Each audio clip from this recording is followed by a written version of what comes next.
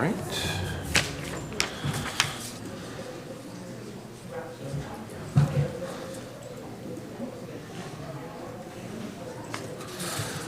We good? Okay.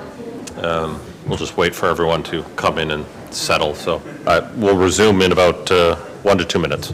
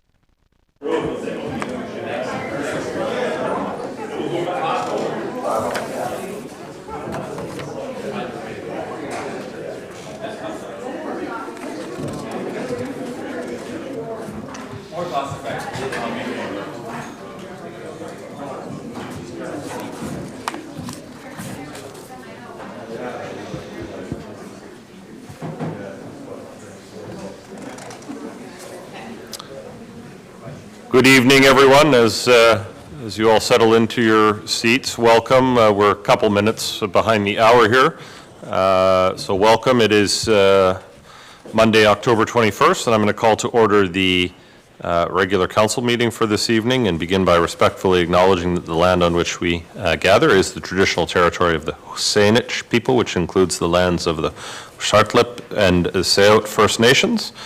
If I could have a motion to approve this evening's agenda amended by adding minutes from committees and a link to a past report under item 12.2.1 with respect to 1934 Hovey Road, please. So moved. Second. Moved and seconded. Any discussion? All those in favor? Any opposed? None. Motion carries. We have minutes of the October 7th regular council meeting as well as the special council meeting from the 7th and the special of the 9th, please. Moved. Second, thank you. Any errors, omission, or discussion? Seeing none, all those in favor? Opposed, if any? None. Motion carries. Do we have any business arising from the minutes? None, thank you. No rise in report. We do have an opportunity for public questions if there are those who would like to come forward.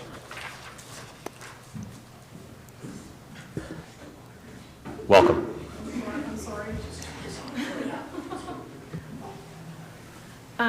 Hi, good evening. Some of you may remember me from last month. My name's Chelsea Sylvester. I live at the 7500 block of Central Saanich Road. I'm here today to ask questions about the road safety issues on Central Saanich and Mount Newton that I brought forward to you guys last time. Are we any further in the plans to lower the speed limit through the residential area of Central Saanich Road? And then also, is there any progress on installing speed bumps along the same stretch of Central Saanich and Mount Newton? Thank you. I'll turn to the member of staff who's best able to answer that, if any. Through the mayor, unfortunately, Mr. Peskis, our director of engineering, is not here today. He's not well, so we don't have an update on that right now. I could give some brief information. I do know that he has advanced that project, as he had said in the last meeting, and so we are just awaiting equipment that's going to be required. Also, we will be coming back to council shortly with the Vision Zero project, which is going to be talking about speed limits across the district, including Central Saanich Road. And so that will be coming before the end of this year. I wonder if there's a way to, as we sometimes do, provide updates on either ongoing work or upcoming work. Is there a way to do that through our public-facing website so those attending here as well as others could see it? I mean, it doesn't have to be exhaustive, I guess, but just to give a sense of where we're at. I will refer to Ms. Burnham, who's online. Okay.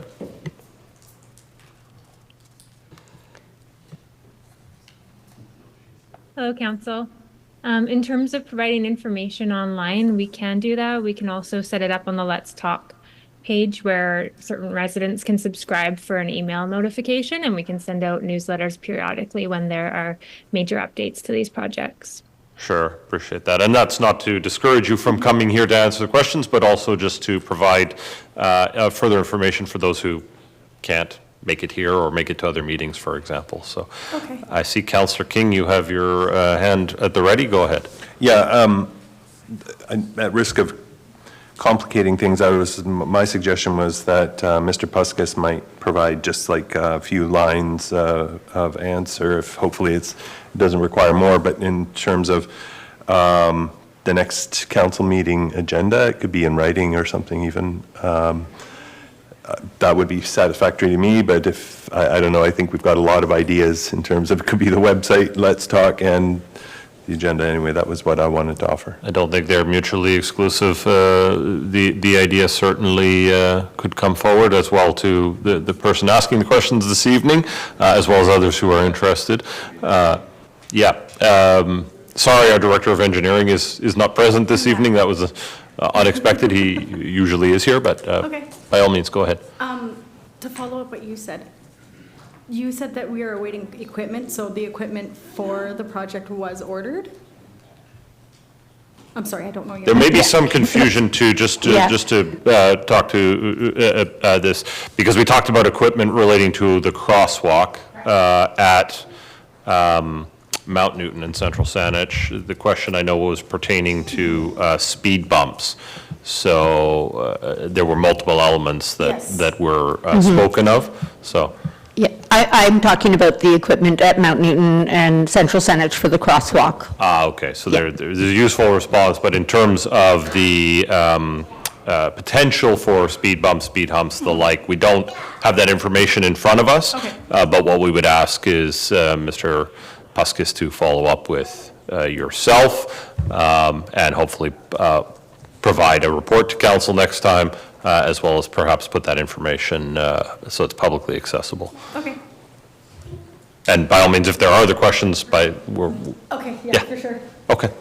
Sorry.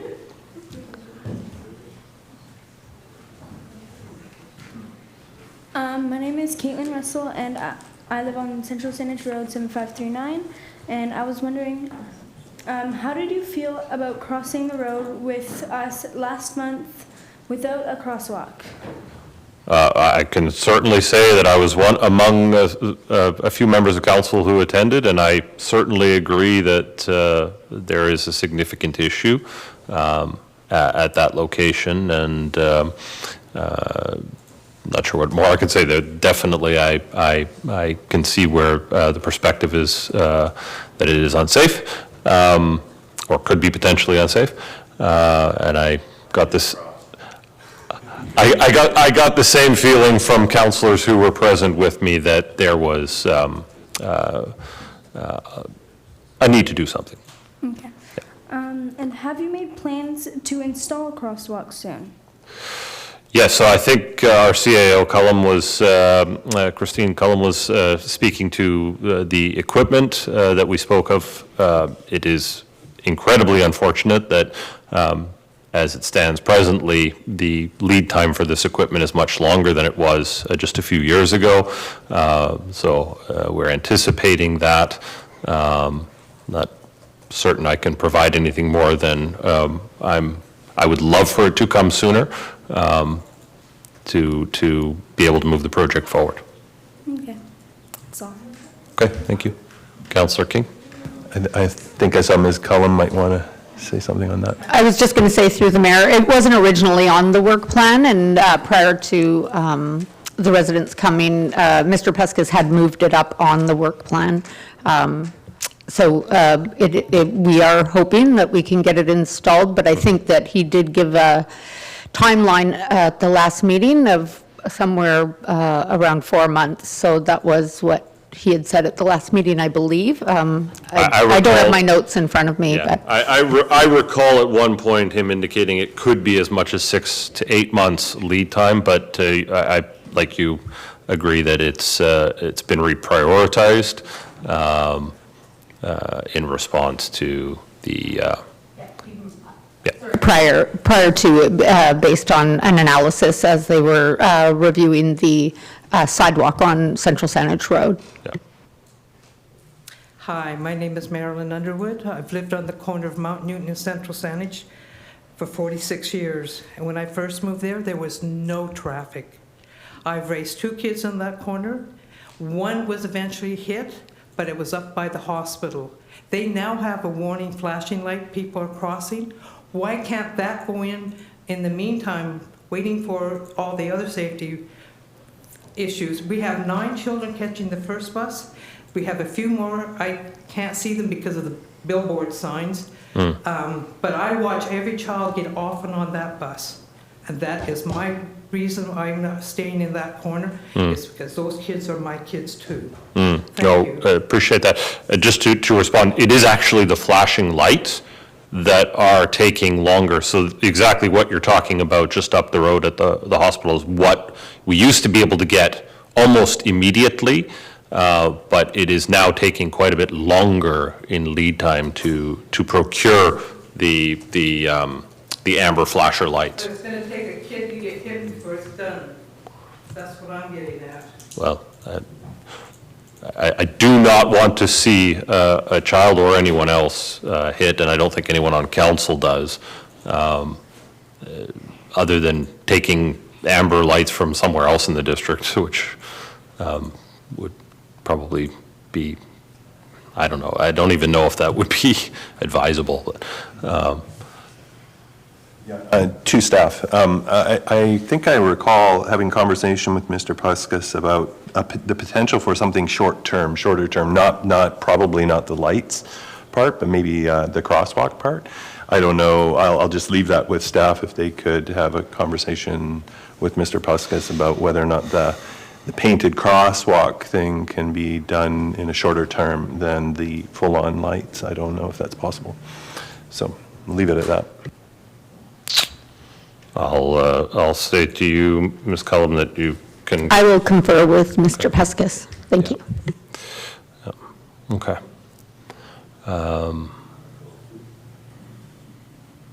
Just looking if there are any others who have questions at the moment.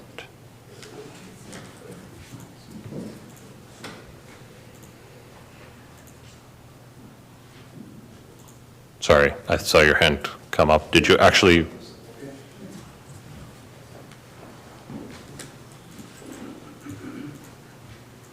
My name is Cyril Hume. I live just around the corner on 1886 Culture. And I recently attended what I believe you referred to as a public engagement session regarding the proposal to move civic facilities to the new site over on Prosser Road and so on and so forth. My question is actually, it's an awkward one to phrase, but given that you opted for the route of expropriation to acquire property where you seek to build new civic facilities such as a town hall, but also given the statistically significant responses at that public engagement session that showed that some people weren't really too fond of the idea of moving everything over there, wanted this redeveloped. I'm wondering, though, given that you've used expropriation as a legal tool to acquire property, have you left yourselves any off-ramp, I think that's the current buzzword, any legal out, any ability to extricate yourself from that expropriation process in order to entertain what possibly the community might want, which is to redevelop this site? Have you left yourselves any legal wiggle room, or is it, as I suspect, and others at the public engagement session were saying, is it a done deal? I'm wanting to answer your question. There's almost two ways I can see that the question goes, but I'm going to potentially look to staff for additional commentary here. I would offer that the district has the ability to acquire lands as well as to potentially dispose of lands, and I'm speaking generally. But we do have the ability to both acquire and dispose of lands, and that's not fettered by the means of acquisition. So if a decision was taken generally by council to change direction on any effort it was pursuing, my understanding is that it is certainly possible for us to do that. And I'm going to ask CAO Cullum to offer additional insights based on that or anything else that might help with the question. Through the mayor, through the Expropriation Act, if we do want to dispose of the land, the previous owner would have the right of first refusal. If they chose not to repurchase the land, then we would be able to dispose of the land if council wished. I suppose they would also have the right to sue. It's my understanding that they can challenge based on the acquisition price. A property owner whose lands had been taken could attempt to, I don't know if you want to handle this one perhaps better than I can. Through the mayor, it is a very prescribed process through the Expropriation Act, and it is only on the value of the land. So there is an opportunity for them to challenge us on the valuation. Thank you. Thank you.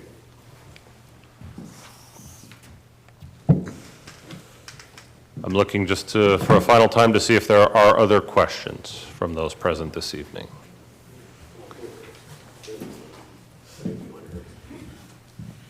Hello, I'm Jose Smith, 1974 Hovey Road. The question is, I'm not sure if this is the time to be able to ask a question regarding the Hovey development, or we have to wait till then. Sorry, I don't have the experience and not sure when I can ask a question about that. If the question were procedural in nature, I think it would be okay now. I have been asked the question as to whether or not council would take verbal input with respect to the item, and we, at first reading of a bylaw, have not taken verbal input. We, of course, have correspondence that's received on the matter to date. If council chooses to refer it to a public hearing, then the opportunity would exist to speak to the item generally. If there was a very specific question of clarification, I think now would be an okay time, but there is a fairly fine prescribed line with respect to input on matters contained in a bylaw, such as an OCP amendment, land use amendment. And it's, as I said, it's correspondence to date. Now, council Right. can resolve to take input, but it should refrain from essentially turning first reading into a quasi-public hearing, if you will. Okay. So I guess one question would be, did all the councillors read our letter from last week? I cannot speak for others. I certainly have seen your 4-page letter and have read it. It means a lot to us that it's been read. Yeah, my experience, again, speaking broadly, is that members of council read letters and weigh their input accordingly. So I would be kind of surprised if any hadn't, but Right. yeah. Okay. So only one question, or? If you had other questions sort of following the guidelines that I've hopefully offered. Right. Thank you for giving me the few minutes here.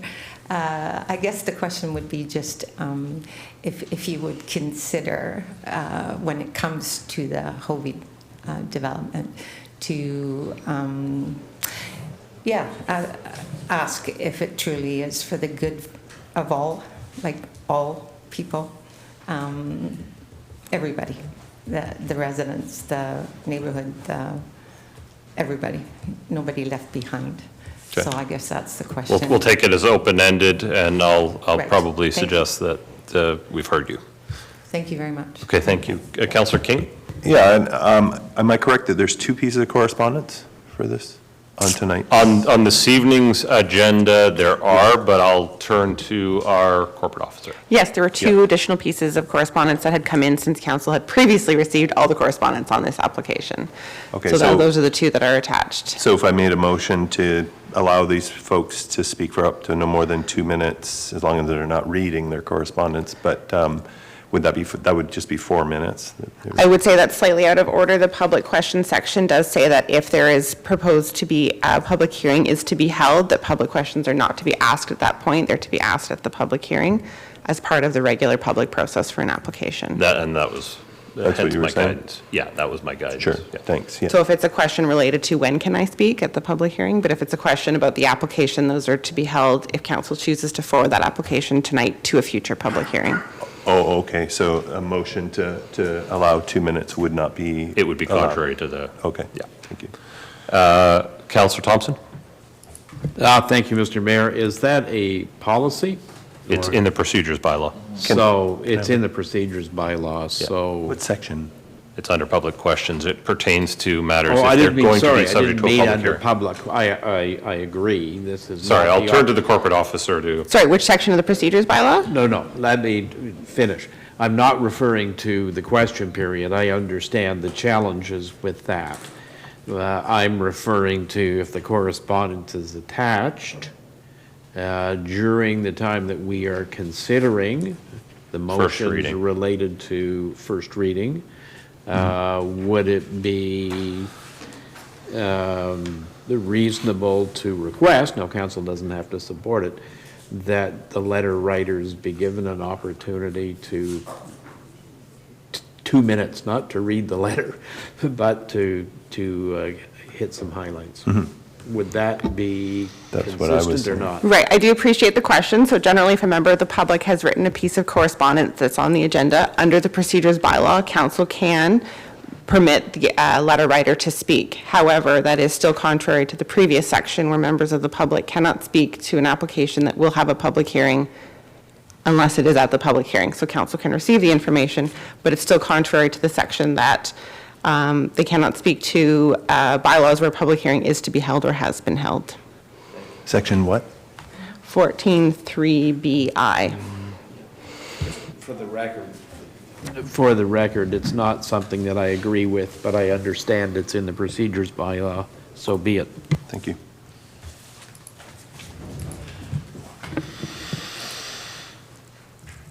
anything further? No.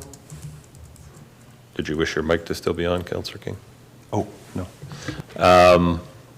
Sorry. While we got that clarified, just one final call for any additional questions from those with us in the gallery this evening before I move on. I'm not seeing anyone come forward, so I'm going to jump ahead to item 10.3, council member reports. Pardon me, please, if there are any. Councillor Newton. Thank you. Quickly attended the district's emergency preparedness session that was held this week at Fire Hall 1, or last week, pardon me. Really well attended by members of the community and some great information, and all that was the inaugural session. It was well done and well presented, and I think there was great benefit for the community out of it, and I look forward to seeing further sessions in the future. Councillor Peltiel. Thank you very much. Two things, along with Councillor Newton and Graham and Mayor Windsor, had the privilege of attending the appreciation banquet for the Central Saanich paid on call volunteer fire department on Saturday. It was a great evening, and just recognizing the sacrifices that both the individuals who step up to serve in the community make, but also their spouses and families with their dedication and that role that they play in keeping our community safe and ensuring that all emergencies are well looked after and well responded to. So that was positive evening for the district, and recognizing their resilience and commitment. And then additionally, I guess this would be the appropriate meeting to just place a awareness that it's a tough thing to say, but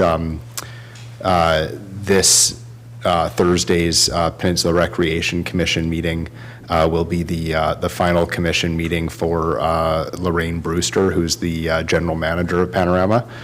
So she's been in that role, working directly under the Peninsula Recreation Commission for 11 years now.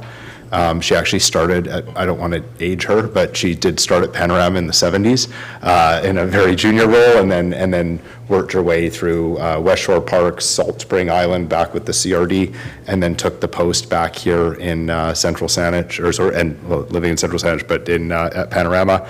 And she's been a big advocate for keeping low-cost, accessible recreational opportunities for residents, both at the Panorama facility, which is fantastic, but also across the region at the Green Glade School, as well as she's been really working closely with the district in leading the expansion to outdoor education activities at Centennial Park, as well as the number of activities for folks young and old at the Central Saanich Center in Brentwood Bay, as well, obviously, taking up the mantle and facilitating the new lacrosse box multi-sport court expansion at Centennial Park. So she leaves a big void. Her position has been posted, and I know she will continue to stay active in all senses of the word in the community. And it's been a privilege serving with the Peninsula Rec Commission for the last 10 years on that board with her as GM, and her contributions have been very well supported and will be missed. Thank you. Seeing no further speakers, we have item 11.1. I appreciate that we do have the fire chief here. This is an item that we've had on multiple occasions, so I'm going to suggest we probably don't need it to be repeated, but do appreciate you're here. In case there are any questions, I would ask for the recommendation to be moved. Councillor Peltiel. I will move that the application for the Community Resiliency Investment Program Fire Smart Community Funding be supported by way of council resolution. Second. Okay, moved and seconded. Any questions or discussion? Seeing none, I shall call the question. Those in favor? Any opposed? None opposed. Thank you. With this next item, I appreciate we have a presentation. I'm not sure it's absolutely necessary, but perhaps I would look to members of council if you're happy moving the recommendation. So moved. Okay, is there a seconder? Second, thank you. Any comments, questions? Seeing none, all those in favor? Any opposed? None. Motion's carried. Again, appreciate that we had someone here to speak to it. It is good work, and I'm sure it will lead to good things. Item 12.1.1 is the 2025 permissive tax exemptions. We have bylaw 2203 for adoption, please. So moved. Is there a seconder? Second. Thank you. Any discussion? Seeing none, all those in favor? Any opposed? None, motion carries. We also have bylaw 2210 with respect to permissive tax exemptions, again for adoption, please. So moved. Moved. Thank you. Any discussion? Seeing none, all those in favor? Any opposed? None. Motion carries. Item 12201 is with respect to 1934 Hovey Road. This is the revised proposal for the official community plan and zoning amendment bylaws and development permits. We have a report of the Director of Planning and Building Services, and I will look to the Acting Manager of Development Services for introduction, please. Thank you, Mr. Mayor. A proposal has been submitted for the 5 properties at 7551 East Saanich Road in 1934 through 1966 Hovey Road. The proposal was introduced to Council on July 22nd and has undergone changes since then. Overall, the proposal still involves 2 new buildings, 1 market rental and 1 for seniors, with a total of 197 units proposed on 2 new lots. When compared to the previous proposal, the following main changes were made.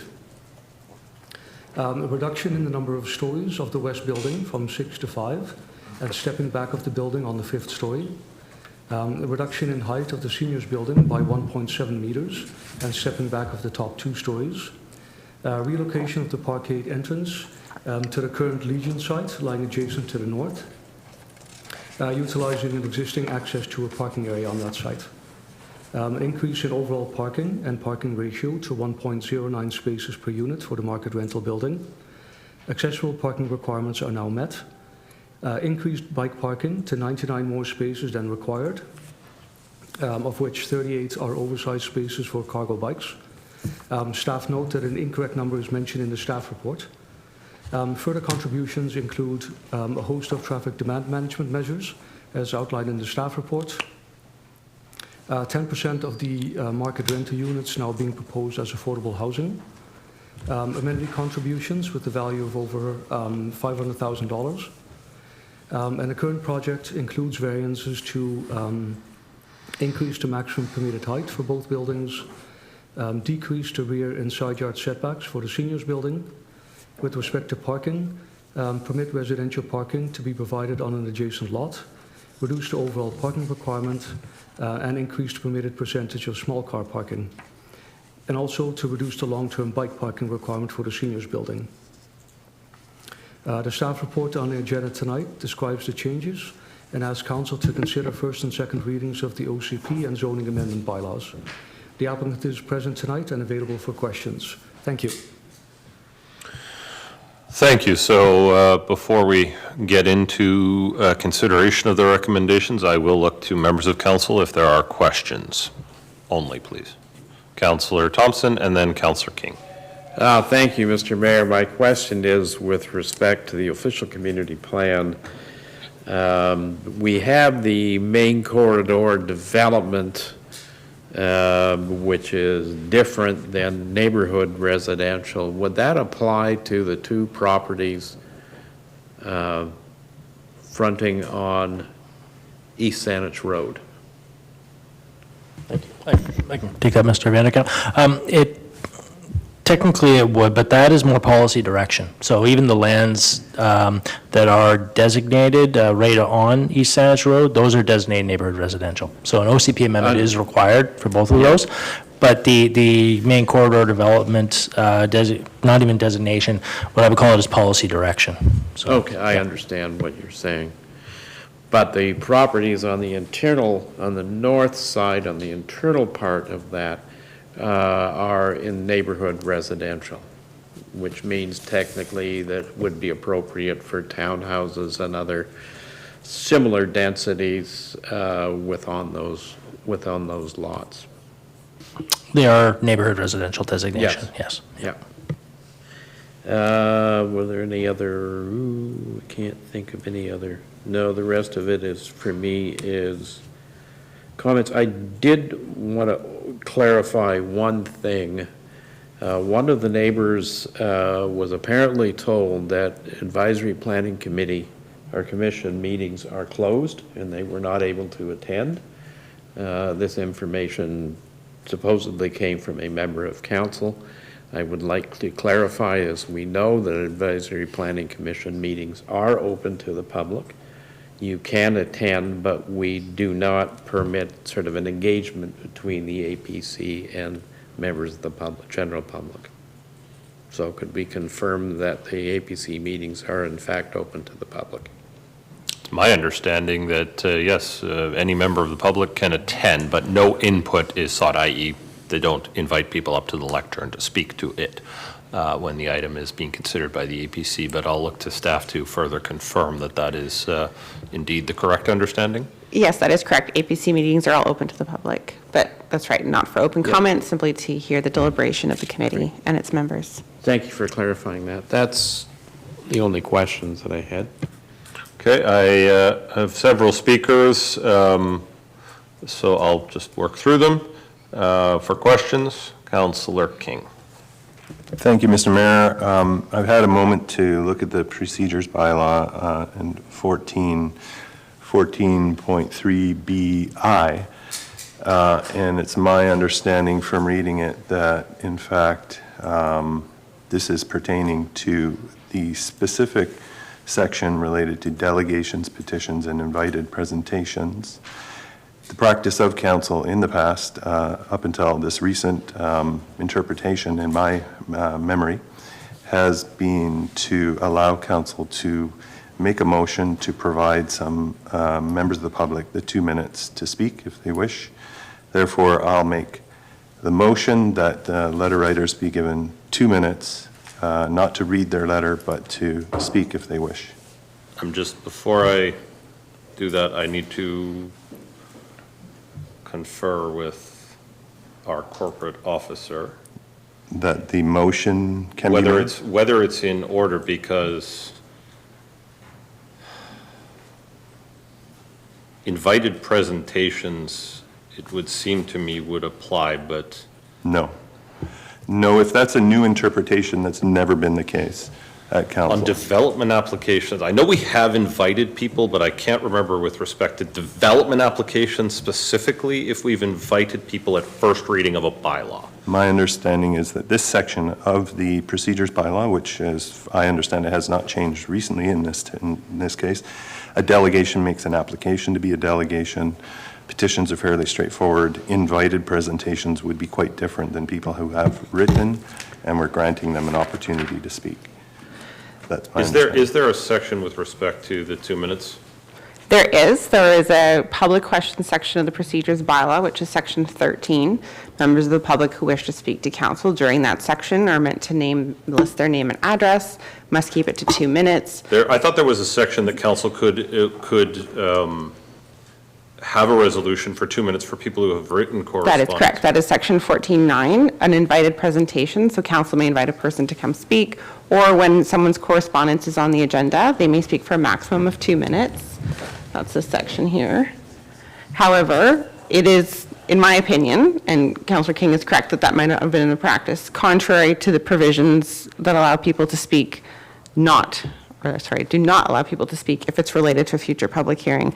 I was also just pulling up council's public input for development applications policy, which came in after the new Bill 44 and the new rules related to public hearing, and there's a little spreadsheet on your blotter, which also confirms that public input in person is intended to be limited to public hearings for rezonings. However, you are correct, there is a provision under 14.9, which is slightly contrary. It falls in the section titled invited presentations, so I'm not going to rule you out of order, Councillor King, but I am going to strongly caution that this is, because it is subject to a public hearing, there's enough language in this procedures bylaw to indicate that generally this is outside the normal practice of council. If there have been occasions where it's been allowed, I won't challenge you because I can't recall precisely at the moment, but I'm going to strongly caution that there are several pieces of the procedures bylaw that would seem to indicate that this is not what we would normally do. So he's made a motion. I will look for a seconder of that motion. Thank you. Speakers to the motion specifically, Councillor Graham. I will actually support the motion, not because I disagree with the interpretation of the bylaw, but because provincial legislation has changed. And specifically it says must not be related to bylaws where a public hearing is to be or has been held. Because we now have the ability to waive public hearings, and we can't ascertain as to whether A, we're going to approve it, or B, if we approve it, we could approve it without a public hearing. Now, there is an argument that this section no longer applies because it's presupposing that if it gets approved, there will be a public hearing. That's right. There's no guarantee that that will happen with any bylaw anymore. That's one of the nice things the province has done to increase public engagement. But so on that basis, I will support Councillor King's motion, not because I think that the interpretation is wrong, but because the provincial legislation has changed, making this section no longer binding. So I will point out, just for absolute clarity, and I will go to Mr. Matanowicz to confirm this. Council has always had the ability to waive a public hearing. Is that correct? That is correct, and in terms of this application, it would be the exact same as like 5 years ago. So council has always had that ability to waive a public hearing, and this, because there's an OCP amendment, a public hearing is required, council still has the option to waive that.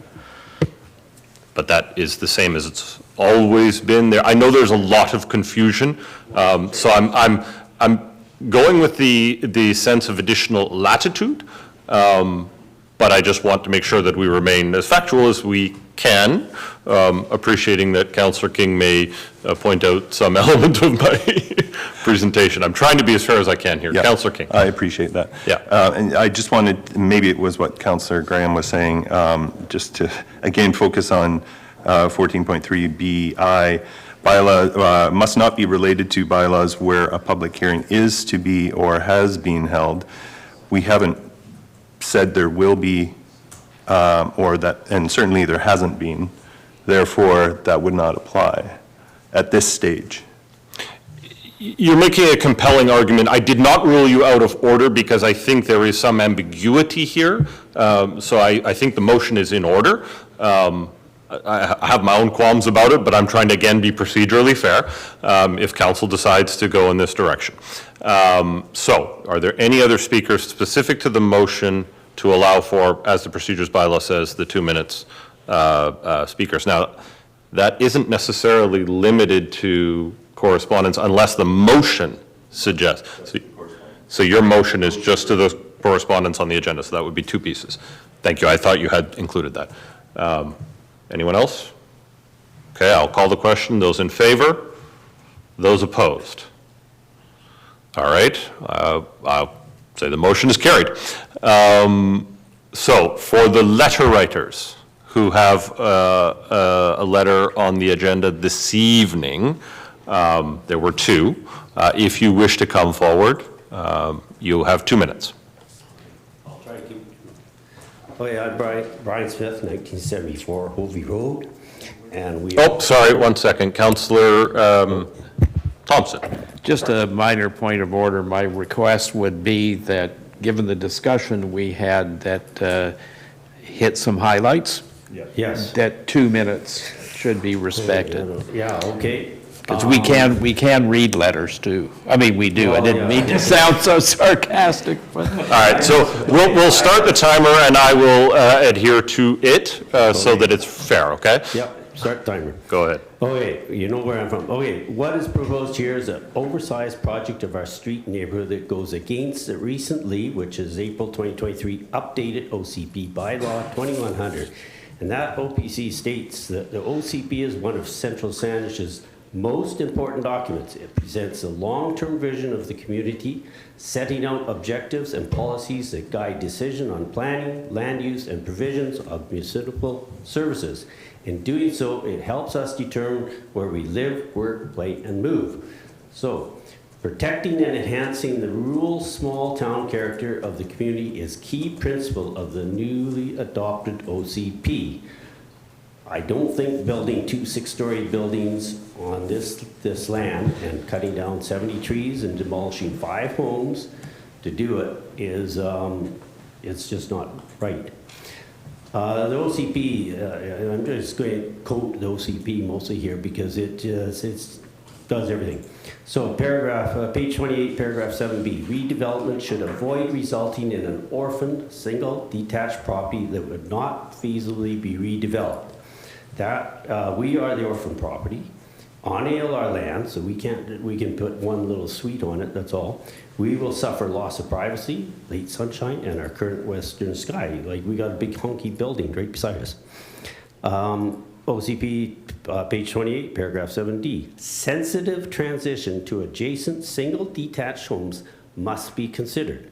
This has not been the case here. It's overpowering height and size. You're working from the outside in. Okay, the LCP states, page 30, infill housing, secondary suites, detached dwelling policy, paragraph 18, support a gradual transition of building density and massing from high-density village center, which we are here, to main... And I'm going to ask you to, with one sentence, conclude your remarks, okay. as that is 2 minutes. Again, this is not happening. Thank you very much. Thank you. There was an additional letter writer who we would afford the same 2 minutes to if they are present this evening. I do not see anyone coming forward, so I'm going to move back to Council now. Councillor King, you had asked the question, you'd made the motion. Did you have any further questions? Okay. The applicant is available for questions. Yeah, that is what my notes indicate, if there are any questions pertinent to either of the applicants. Next speaker, and I have several more, Councillor Newton. Okay, great. I'm doing this in the order I saw hands. So I'm sorry, I missed the last question for the applicant as well. Is that permissible at this time? Yes, yes, absolutely. So I'm just curious then, if there's been any sort of progress on solidifying the arrangement with Legion Manor to secure their funding as part of that process for what the seniors housing would look like. So to be clear, would that be a question to Legion Manor about the funding they're seeking, or is it a question to Arise? It's a question to Arise. Okay, so if a representative for Arise could come forward, please.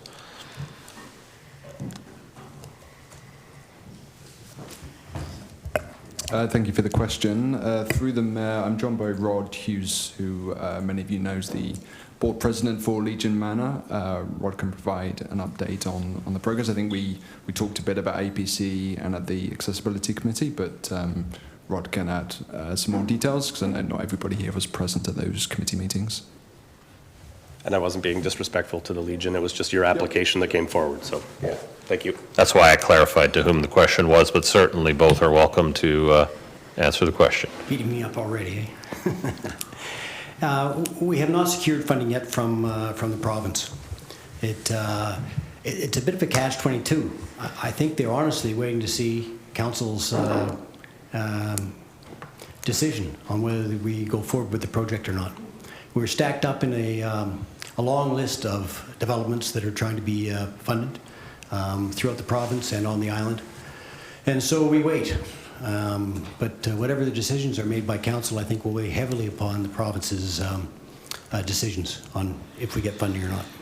Maybe an unfair question, but have you got any sense that there's existing funding in place, or is this future funding potentially that would still have to go through Treasury? There are a couple of funding streams that we've talked to them about, and one of them we were in the middle of the pack, which is interesting to say, considering we thought we had a pretty solid case. There is another funding stream that we are being considered for, but again, when we put our applications in, they're looking for pretty much to be what they call shovel-ready, which is we have approvals in place from the municipality to go forward. So we're leaning towards it, but we haven't got a thumbs up. Did you have further to either of the representatives in terms of questions, or do you have for staff? One to staff then, following up about this. You're welcome to take your seat for a moment, Thank but you. maybe don't stray far, because there may be other questions from other members of council. Go ahead. Thank you. Then, so if this proposal went forward as is and the funding wasn't approved, this would come back to council. Is that correct, the way the zoning is proposed in front of us? Who on staff will take that?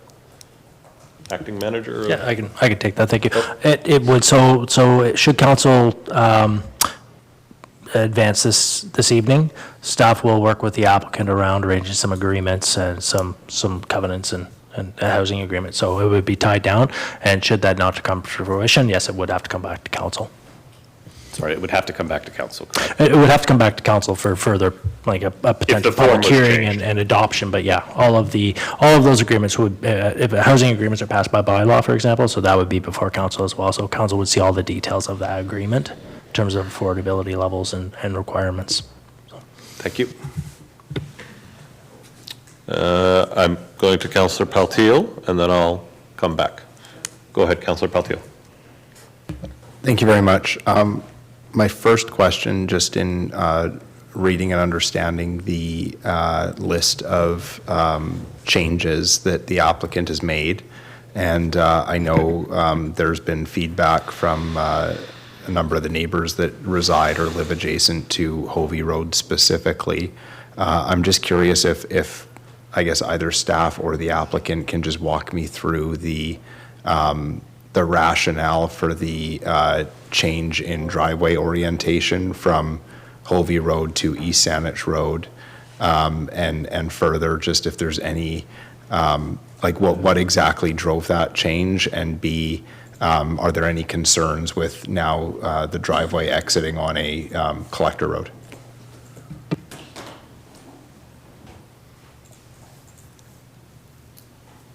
Through the mayor, I'd suggest maybe if the applicant can speak to the first couple of items, and staff can speak to the concerns from a traffic safety perspective.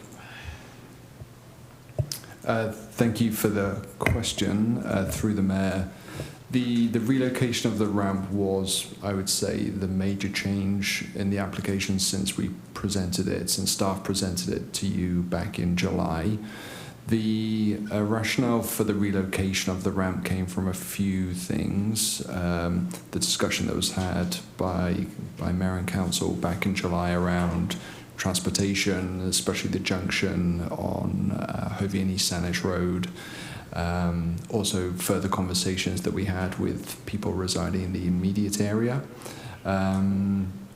We always started with the assumption that the entry and access is coming from Hovey Road, because that's standard practice for the secondary road on our project to be taking that. So that's always been the working assumption that was going to be supported by staff and by engineering.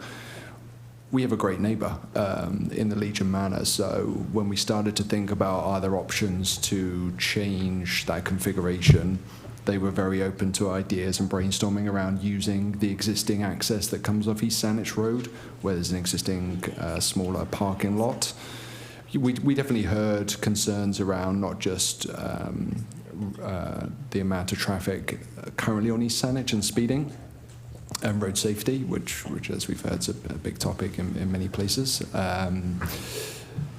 Yeah, but so it kind of made sense for us to think about, are there other options that maybe go against the initial feedback from staff on using Hovey Road. So that was the rationale to respond to some of those concerns. Sightlines was a big one, I know, and by being able to push the entry and exit further north on East Saanich Road, and doing some and following some of the recommendations in the Sightlines report, which we submitted to staff. There's definitely, I think, and I'll let staff speak to their comfort levels with whether it's an improvement or not. We believe, just from some of the anecdotal feedback from people living in the area, from the transportation analysis and report that was done, that it puts the project in a stronger place. I'll just add as a final point before handing back to staff that The relocation also helps one of the immediate ALR neighbours, which is the farm, who were very keen to ensure that farm equipment was not going to be held up on Hovey Road. So that definitely helps as them as a major major player in that area. Thank you. And one question, either to yourself or to Mr. Hughes at the Legion. I know we receive traffic reports on developments of this size and obviously parking studies as well. I'm just curious, like I know people have kind of remarked on the location of seniors housing kind of relative to the Saanich Village, and I'm just curious if you can speak to the any success or challenges you've had in the current configuration of Legion Manor in operation today with respect to its proximity to the core and other amenities. Yeah, hi, hello again, and thanks. I probably didn't say thank you for the opportunity to talk to you. So Legion Manor's been 52 years in operation, and it's grown in that time, and we've learned that there are things we can do to help the residents. Many of them have cars, so where they're living doesn't really matter. They can pop into town easily. For those that don't have cars of their own, we have buses and vans that we can use and do use. And the beauty of this new building would be that it would tie right in with our current campus, so they'd have access to all those amenities that we supply. And some of the amenities, like the bus stops and things that are on East Saanich Road, they were put in during the building of our F block, the center block that we have. So we think it's a win-win, really, for our current residents and probably for the new residents as well. Happy? Thank you. Councillor Thompson? Thank you. Through, I guess, to both applicants. I had a question just in terms of the orientation of the Legion building, a proposed Legion building. Would it be possible, a suggestion has been made to rotate it 90 degrees and put it at the back of the property, which would have less impact on some of the neighboring properties? Is that a feasibility?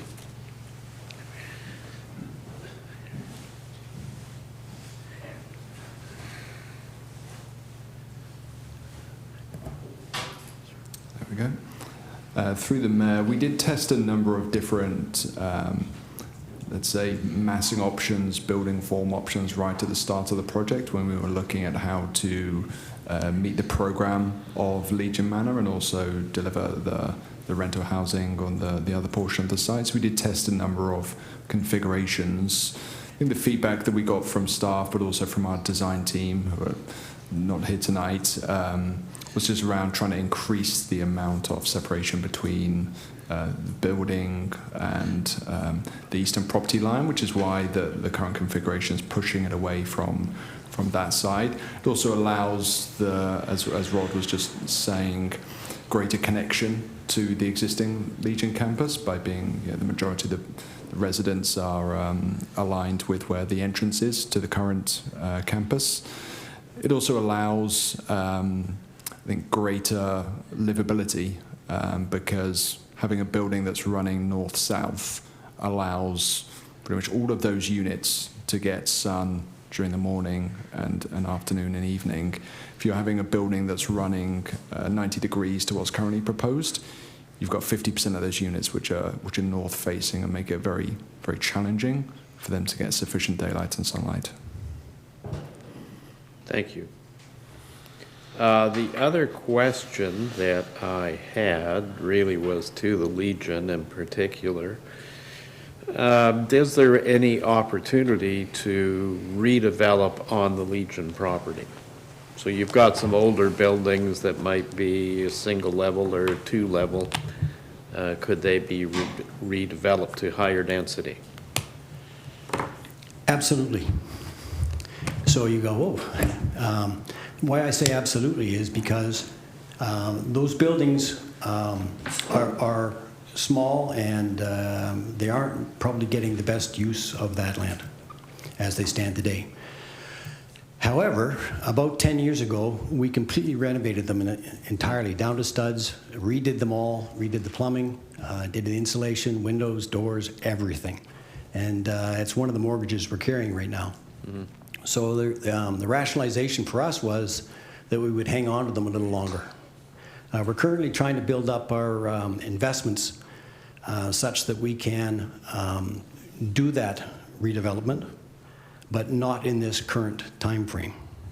If we could do it in the future, when we've built up our resources to minimize the expense that we have to go through in a mortgage, that makes affordable housing possible.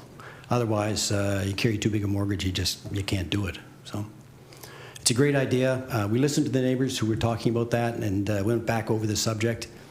And it really doesn't make sense to be ruining those buildings now for something that can service probably for 40, 50 years without renovation. Thank you. Thank you.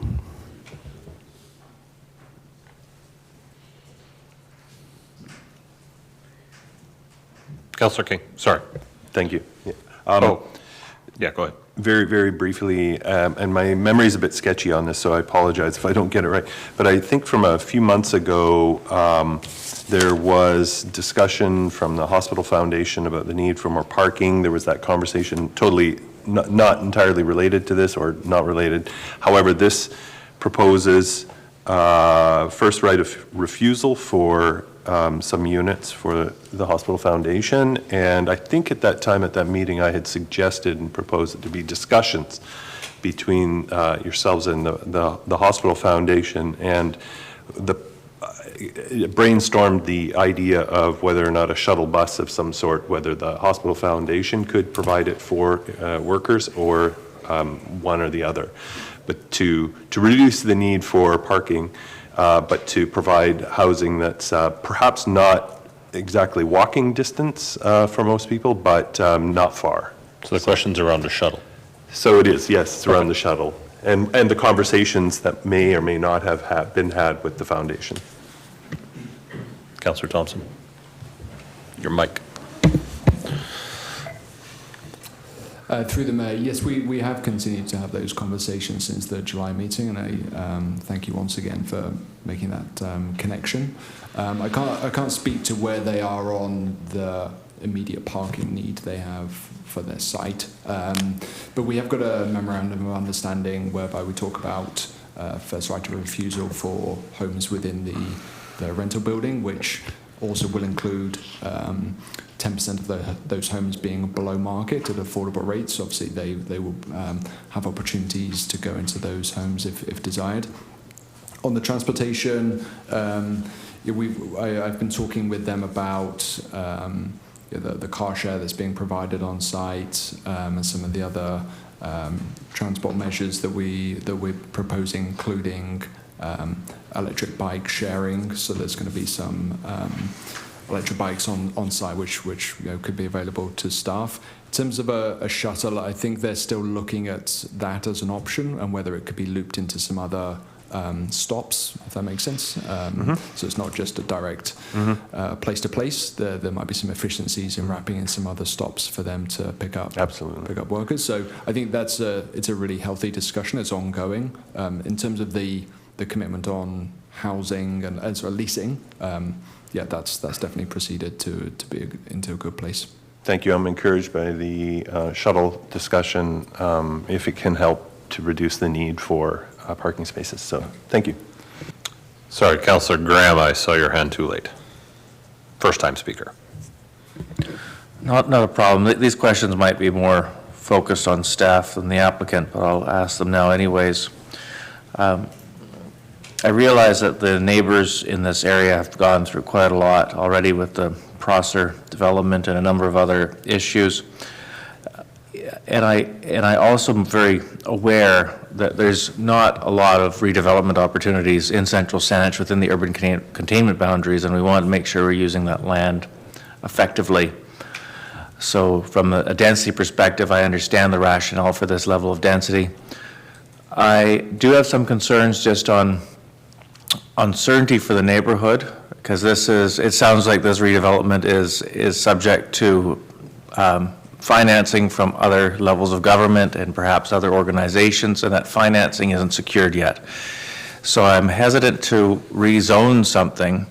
I'm going to corral you because I've encouraged other members of council to get to their pointed questions. Well, the rather question quickly, is, and I thought the background was important, the question is can we rezone this application with a timeline or a funding provision in there so that isn't met within a certain time period, that zoning expires and reverts back to the current zoning? So that would be my first question, through yourself to staff or to the applicant or whoever would be most appropriate I to think answer. probably the Director of Planning and Building Services will handle that one. Thank you, sorry, Mr. Mayor. So what council could have in place on this property is a housing agreement, and that must be a seniors housing. We could even do zoning through, rental through zoning, but also secure it through the housing agreement that it'd be rental in perpetuity. So then the zoning would be put in place, and it could be built in accordance with that. Should that not proceed, they still would not be able to construct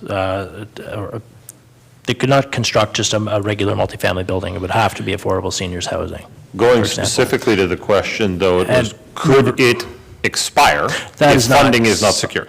No, that is not something that can be done, but council always does have the ability to change zoning. So council could reconsider the zoning and change it back. That's at council's discretion. I appreciate that. That's also very problematic. So hold on, just pertinent to that, if council proceeded, I presume that the only thing council would proceed with then is the OCP amendment and not the land use bylaw change. Because if the land use bylaw change goes forward, what restriction would there be on issuing building permits at that point? Just the housing agreement that's by bylaw. So staff couldn't issue a building permit that's contrary to the housing agreement. Understood. And so it's again, I would go to, if council wanted to undo this, it would need to leave the land use bylaw change for a future date. But there's a wrinkle that occurs to me almost immediately. If you make the OCP amendment, it's now consistent with the OCP. It's no longer subject to a public hearing. It still requires a bylaw change, which council could deny and then undo the OCP amendment. But there would be no future public hearing if we only did the OCP amendment and not the land use bylaw change as part of this. Am I on point with that? That is correct, yes. Okay. Sorry. No, that's a good line of questioning. The other thing I would want to know is in a housing agreement, because generally these things are designed, what tools would we have to avoid, I hesitate to say it, but supportive housing, for instance. I think we really don't, we're all on very thin ice, but what can we do to make sure that this is a safe community, a safe neighborhood, if that somebody else doesn't get involved with this proposal? I don't want a bait and switch example to occur again. Thank you. The housing agreement would really outline exactly what's been proposed to you today. That's all it can do. I think we're all aware of the other example I think you're referring to and how that came to fruition. Is that controllable? Like, it wasn't controllable that time by this council. I don't think it would be by this council again. So, but that's not the application that's before you today. I guess that's all I can say. But in your opinion, there is no way to tie it to a specific proponent, i.e. the one that's before us. No, just the use, Mr. Mayor. You can't regulate zoning by user. I'm being emphatic here so that there's absolute clarity on all these points. Okay. Councillor Paltiel.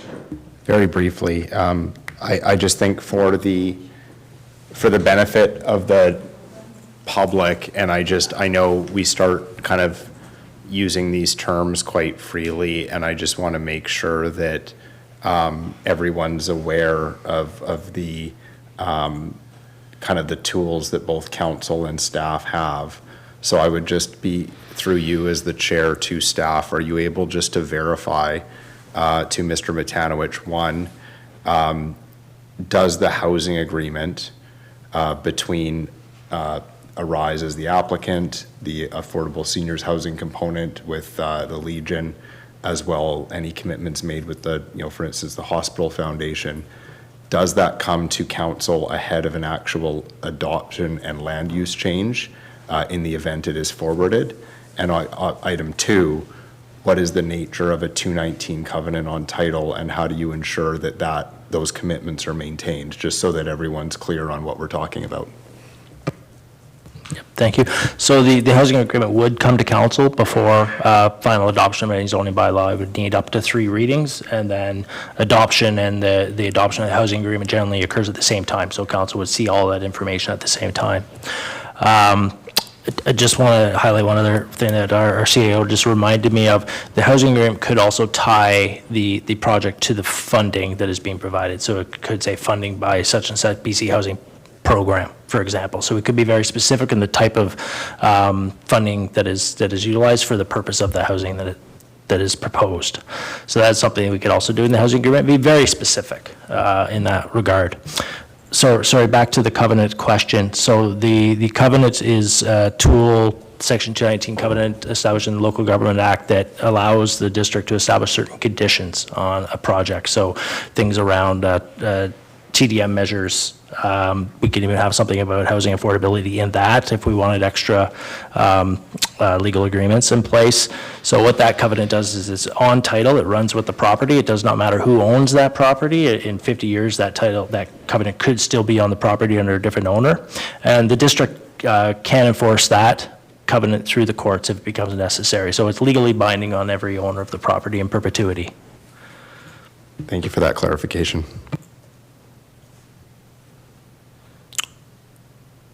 Any other questions at this point? I will look to council. We have a series of recommendations. I would look to recommendation number 1 first, which is the OCP amendment bylaw number 2205 for first, second, and referral to a public hearing. I will, so moved. Is there a seconder? I'll second for the, yeah. Okay. It's been moved and seconded. It is now up for discussion. And this is, of course, specific to the OCP amendment bylaw, please. I thought members of council had indicated they had discussion during their questions, so Councillor Paltiel, you're first. Thank you. As the mover, I'll be brief. I have heard from a number of neighbors adjacent and in the neighborhood around this property. I know that there was procedures have changed, but ultimately I believe that the public hearing tool as an opportunity to hear sides and perspectives of this application is one that we take seriously on OCP amendments. And it's one that I do feel I'm prepared to forward this application to be heard by the public so that we can have a fulsome opportunity to hear from neighbors that feel that they've been affected or may be affected by this application. So in forwarding it to public hearing, I am supportive. Councillor Graham. I want to state that I'm supportive of moving this forward to a public hearing, this whole process, but I'm still far from being convinced that this is the appropriate development for this area. So I will definitely be weighing what the public says and listening to them very closely and deciding what is most appropriate for this neighborhood. Councillor Newton. Thank you. Just again, echoing the comments from Councillor Peltiel and Graham, is that this is a change for the OCP, and I first want to acknowledge the residents in and around this area and the stress that that's caused, and I think it's important for us to hear as we're looking at changing our community and what this process looks like for the vision. I think this engagement with our community is really important so that we have an understanding of what they feel that their vision is. And it's, again, for the residents that are here now, but also, families that are also wanting to try and find space to move into our community and become residents of our community and what that looks like. With the changes to the province has made to us, the ability to have that engagement with the residents is limited. And so I'm reticent to look at, drawing this out and causing additional stress for the residents in the area, but I think it's really important that we have this opportunity to be engaged and hear from not just the residents, but the community as a whole when we're looking at what this potential corridor changes and how that impacts, I keep going back to the Saanich Village design plan that we put in place and what that looks like for our community and where we want to have that development. And this is a bit of a deviation from that. And so I do want to hear and find out where we're at with that amendment to the OCP specifically, not necessarily about this specific project. Councillor King and then Thompson. Thank you, Mr. Mayor. We recently had an official community plan review. What we're seeing before us tonight is an amendment. So I think we have heard from the community during that review, and so I don't feel there's sufficient reason to proceed in this case, so I would not be supportive of entertaining the amendment and going to a public hearing for that reason. Councillor Thompson. Thank you, Mr. Mayor. I look at this in terms of the context of, as I know we are concerned in terms of rentals and affordable housing and senior housing, and I guess I don't want to get into, given that this is an OCP amendment and not zoning, I won't go into the details, but there are certainly hundreds of units in process in terms of coming for council approval, some of which have already been approved, as well as the potential for redevelopment and OCP amendments for the municipal hall site. I would emphasize potential, as well as the property on Hovey on the other side. So I am not supportive of the current density as proposed. I don't think it's consistent. Well, I think it's not consistent with the official community plan. And from my perspective, the time to do that negotiation, and I realize that has taken time to get to this point, is now. So for example, in terms of building height, the type of development, the two properties on East Saanich Road, for example, do allow for 4-story buildings on that side. But of course, under the current OCP, the other properties on Hovey Road are subject to SMU housing, as it were, which is townhouses, duplexes, etc., which is more compatible with that small neighborhood. I'd also point out in terms of when we've looked at zoning and access to the village, that the walking distance or the distance from Hovey Road in East Saanich up to Mount Newton East Saanich, which is the beginning really of the commercial section, is 800 meters, which is not within the suggested walking distance of 400 meters.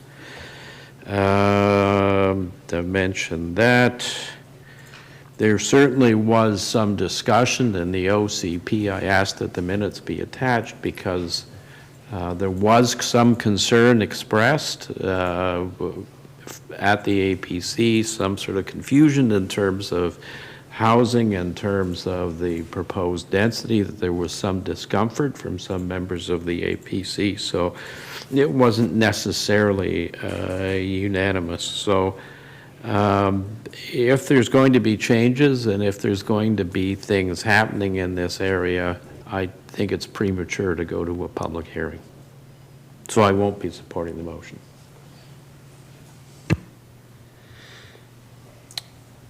Before I invoke my privilege as chair to speak, which I don't have to do, but I likely will, I'm going to look around the table because that generally should conclude the discussion once the chair has spoken. So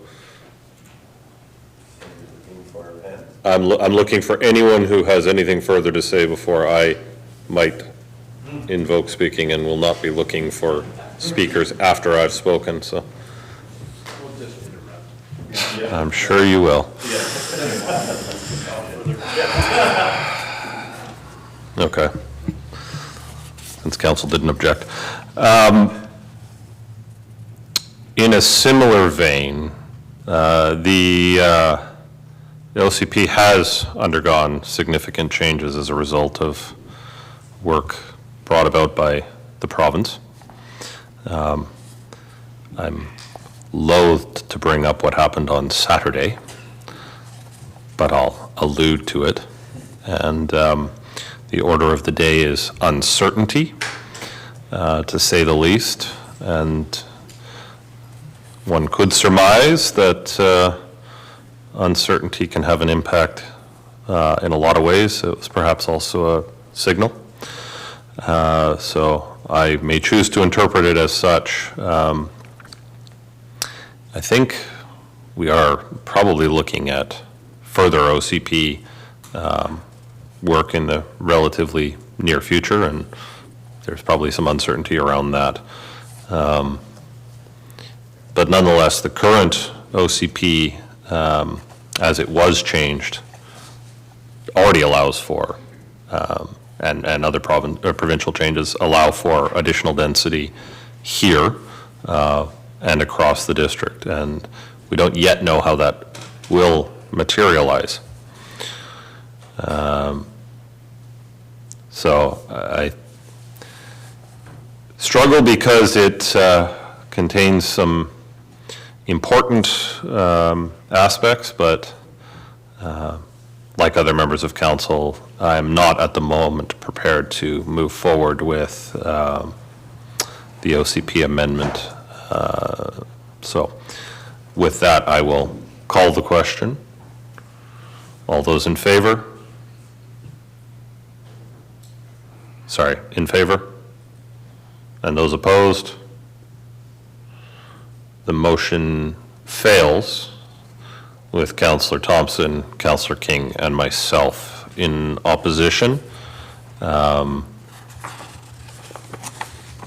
Having conferred with staff, the rest of the items, therefore, will not proceed, as they cannot without the OCP amendment. I just want to confirm with the Director of Planning. Thank you, that is correct. The OCP amendment is the first item that needs to proceed. Right, and the other items cannot stand on their own, so, okay. All right. Our next item of business then would be item 14.1, the winter holiday closure, and there's a recommendation that they... So moved. Thank you. Yeah. Moved, seconded. Thank you. All those in favor? Any opposed? None. Motion carries. November calendar of meetings for information. Okay. Any items of correspondence members of council wish to highlight before we proceed to close the meeting for other business? Councillor Newton. Yeah, thank you. Regarding the youth parliament, and it maybe not necessarily pertaining to that specific correspondence, but just through you to staff, did we have somebody that attended as a youth member to UBCM a couple of years ago? I believe Councillor... We had one who attended AVICC this last spring, and they did write a report to council. As a total aside, they now work for the district, so I think that was a mission accomplished there. So they did write a very thankful and fulsome report on the AVICC experience, and certainly an opportunity we can look to support as well moving forward. And just following up on that, has there, and again, at UBCM, there was some discussions from other jurisdictions around a youth council. Has there been any sort of feedback or reach out to Stellies around looking at something like that from the district? I don't believe so. We certainly engage with Stellies on a number of items. In fact, I believe it's their civics class, does come to the hall once or twice a year, and has multiple classes come through in order to learn a little bit more about local government, but I'm not aware of any specific youth advisory council discussion. All right, thank you. Any other items? Seeing none, I am going to move to the motion to close the meeting, which is under 90 sub 1 sub A, E, and I of the community charter.